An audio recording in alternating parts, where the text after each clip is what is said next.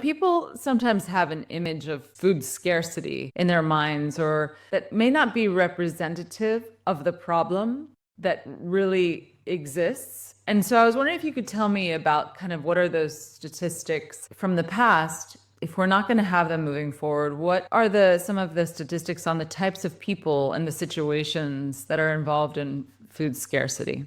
That's a great way to put the question. It's nice that you're sort of reflecting on what was the history of measurement. In other words, during this year where we won't be using the same survey, it's good to think about, well, before we had this survey, what did we do? And you have to remember all the way back to the 80s.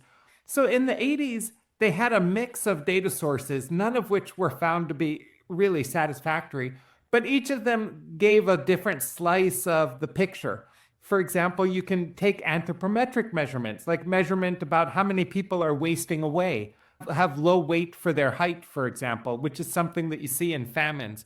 But in the United States, the statistics on that are very, very low, so low that it wouldn't show up as a major social problem.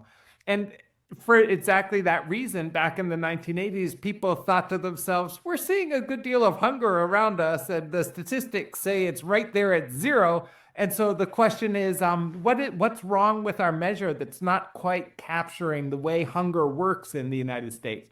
And so then other measures they had were how many people are in the line at the food pantry or the food bank. But that one also is a little strange because it mixes supply and demand, right? Like how many people are in the line at the food pantry partly depends on how many food pantries there are. And then it also partly depends on how hungry people are. And so I think that when they established the current survey-based measure, I think that was addressing a good deal of these problems. And so we'll probably be back to some mix.